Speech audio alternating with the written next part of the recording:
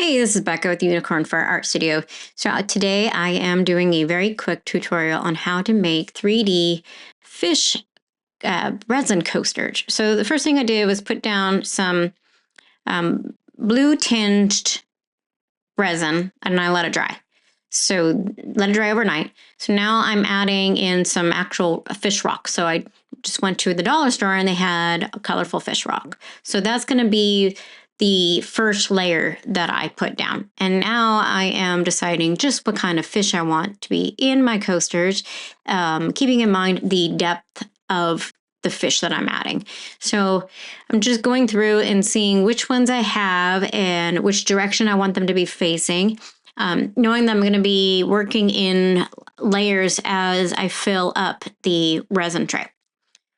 So I'm just moving the rocks around and just getting an idea of what it's going to look like in reverse. So that's the second biggest thing that you can do. And I'm trying to find other things other than fish. So I tried turtles. The issue that I was having was the depth of the figurine. So I did find a stingray, working with that to see if I can sand it down after the fact to take off the belly of the stingray. All right. So now I decided to go with the turtle, and it ended up being just too big. So I tried to stick it down, and it didn't work out. So I fished out the poor little guy, and I scooped him off and went back with the stingray, and it ended up fitting just okay. So it's a good thing that you kind of stick around to see if anything's going to float, because sometimes they float more to the top and they don't work their way into the resin. So I'm pressing mine down with popsicle sticks to make sure that they get to the bottom of my tray, because I don't want them to be sticking above it once it's dry. All right.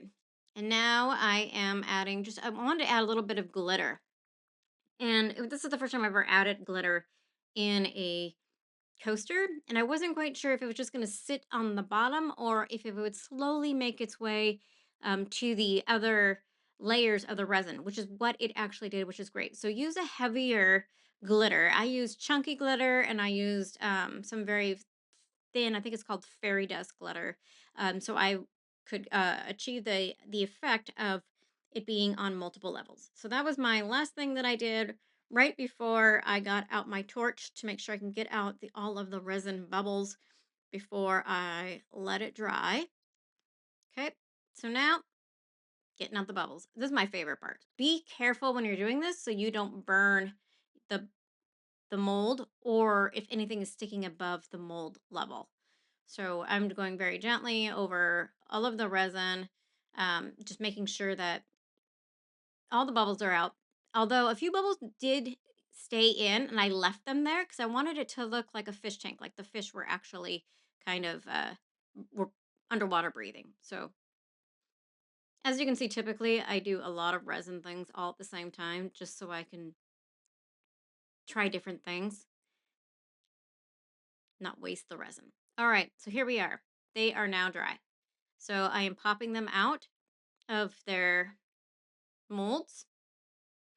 And I did not use any kind of mold wax or anything. They just popped out very easy, which was really good. And then once you have them all popped up, you can do a little fine-tuned sanding around the edges if you feel like we've got some edges, but they turned out absolutely fantastic. And I think that they are just adorable. I like that I added a little bit more components in there. The pieces that you see that are carved, those are accent carved pieces. So make sure if you are wanting to do something like that, you check out my video on how to carve resin. It is a lot of fun. All you need is a small Dremel, some pliers, and then some solid resin chunks.